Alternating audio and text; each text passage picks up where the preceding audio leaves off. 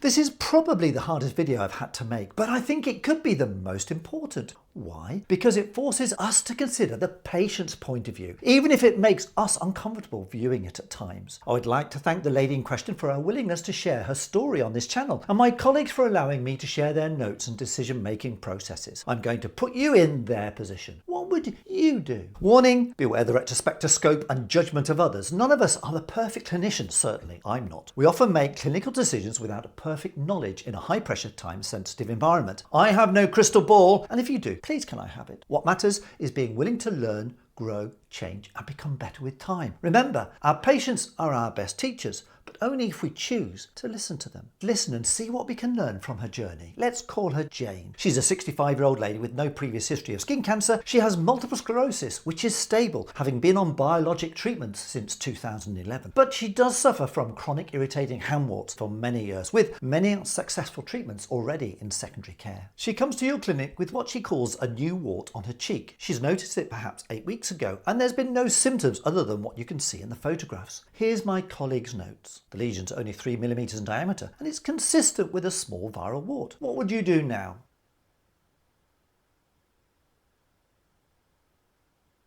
What did my colleague do? They uploaded a photograph to the patient's notes, and he reassured her with some safety netting instructions. In other words, if it's changing or you have any more concerns, please seek medical review. 5 months later, she returns to a different colleague who notes it's now approximately 5 millimeters in diameter and has the occasional symptoms such as itch. The patient is understandably keen for it to be treated now. They consider telederm by sending a photograph to secondary care to ask for advice about what to do now. But it was quicker for her to be seen by a colleague who regularly uses a dermoscope in their practice. 4 days later, she was seen, and these are the photographs that were taken. What would you do now? My colleague noted the hairpin vessels, areas of white keratin, and felt the dermoscopy was more in keeping with a keratoacanthoma or perhaps even a seborrheic keratosis. However, they couldn't rule out a skin cancer, and after discussion with a colleague, a referral to dermatology was made. What type of referral to secondary care would you have made? You choose. They chose the urgent referral option. Our patient was told the appointment with dermatology would be around 4 weeks, and after 4 weeks she phoned up the hospital to try and chase up the appointment, and then was told that there was a long wait and she'd already been prioritised as urgent. She phoned up several times to try and speed up that appointment, but eventually was seen after 8 weeks from referral. The lesion is now around 10 millimeters in diameter. They agreed it needed removing, but due to its location on the face, a referral by them was made to the plastic surgeons, as well as booking her for a nurse-led laser treatment in the dermatological department. After a week, not having heard anything, she contacted the plastic surgeons and was told that they had just received the referral, and although it was classed as urgent, there was still a long waiting list. 3 weeks later, she turned up for the wart treatment with a laser, and the nurse was so concerned about the lesion, she called in the consultant dermatologist there and then to review it. As it was growing, it was better to excise it as soon as possible rather than wait for the plastic surgeons. Here is a scar 10 days after surgery, and the histology. It was a moderately differentiated invasive squamous cell cancer, fully excised. One of the problems we face in general practice is that we often see diseases at an earlier stage before the classic signs or symptoms are obvious. The child's viral cold that later turns into a meningitis overnight. The cough for 2 weeks that's actually lung cancer. The mild stomachache at the beginning of an episode of an acute appendicitis. The small viral looking warty growth that's the start of a squamous cell cancer. Learning to manage such uncertainty is a vital skill that we always need to keep learning in general practice. I'm still learning. Did you refer her to secondary care at that first appointment? And if so, how? Did you send her as fast as you could on the 2-week cancer care pathway, or routinely, which could be up to 9 months for an appointment? It does look like a small wart, doesn't it? And she already has hand warts. It's a reasonable working diagnosis. However,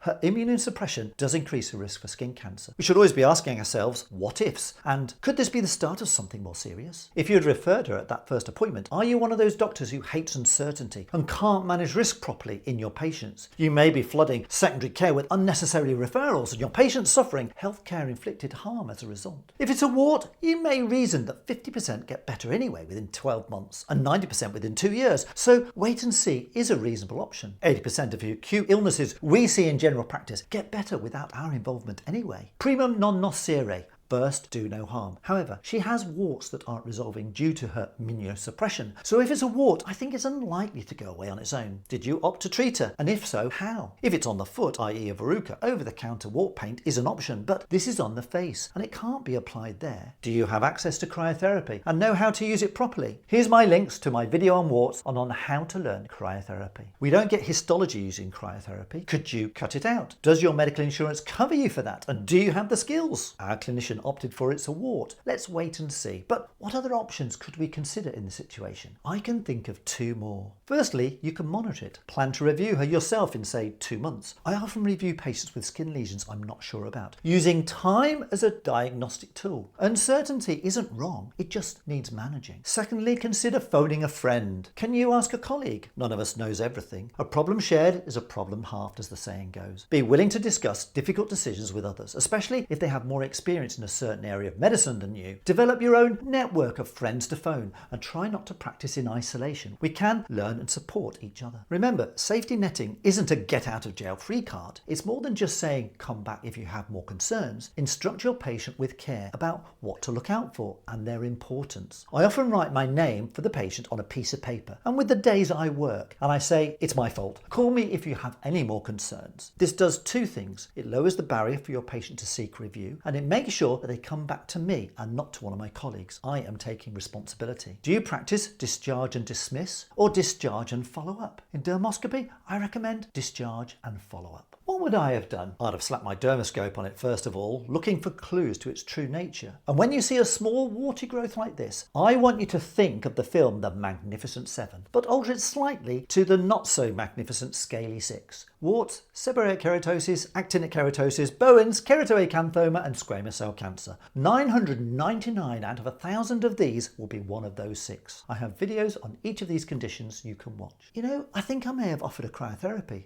But it's a squamous cell cancer, I hear you cry. But it's a small squamous cell cancer and cryotherapy could possibly have cured it there and then. So long as I cancel the patient, discuss the risks of it coming back, the pain and side effects of cryotherapy and followed her up properly, if it did recur, I could always then refer it on and no harm done. Another option at first presentation would have been curettage, under local anaesthetic, scooping it out. There possibly would be a scar, but at least we would have histology. And when it came back as a squamous cell cancer not fully removed maybe, we'd then know what it is and refer as soon as possible. That all depends on your skills and your medical insurance for performing these things. Note for the second consultation, it was 5 months until she returned. Why didn't she come back sooner, you may well ask? When I asked Jane what message she took away from that first consultation, it was this: I was told it was a wart, like those on my hands, to come back if any concerns. Until it becomes more of a problem, why would she want to come back? It's clearly growing and understandably she now wants it removed. It's EFGS, an elevated, firm, growing and scaly skin lesion, so it needs a referral. I hope you agree with that. You can learn more about this in my video here. The question is, how quickly should be referred on? In an ideal world, should get an appointment to see a dermatologist within a few days. If you have a service like that, then lucky you. In the socialised post-COVID NHS in the UK, life isn't so simple. Note how my colleague used a phone a friend to decide the urgency of the referral. Dermoscopy helps here and the photographs are very interesting. We do have hairpin vessels, common in any keratinizing skin lesion, and white areas of keratin. It's symmetrical, but on dermoscopy certainly is no longer a wart. The dermoscopy isn't typical for an actinic keratosis or Bowen's disease either. They mentioned seborrheic keratosis, but other than the hairpin vessels, I don't see anything pointing to that diagnosis here. A keratoacanthoma is a good call, but whenever you think that, an SCC is always a possibility. I think we have enough for a 2-week wait cancer care pathway referral for this lady. An urgent referral, normally a couple of weeks longer, wait is okay, but wouldn't be my preferred option. What did you think of her journey in the referral system to hospital? How frustrating and stressful? Unfortunately, such an occurrence is becoming more common. I have a question for you. When does your responsibility to your patient end? Is it at referral or does it continue after referral? I'd argue it continues, and we are the patient's backup and advocates when dealing with an imperfect health system. I have sharp elbows and I'm prepared to use them on my patient's behalf if needed. Tell your patient that. When appropriate, write a letter or make the phone call on your patient's behalf, using your authority as a doctor to try and speed up the system. Jane's story has a satisfactory outcome in the end, but I want it to make you think about your medical practice and decision-making processes. When you start using a dermoscope, you'll find yourself having to make these kinds of decisions all the time. Knowing what to do when you don't know what to do is as important as knowing what to do when you do know. This is uncomfortable to start with, but does get easy with time. These are my learning points. What are yours? Remember, your patients are your best teachers, but only if you choose to listen to them. Why not add your comments and thoughts in the video description below? What do you think? What have I missed? Training a primary care dermoscopist for every general practice.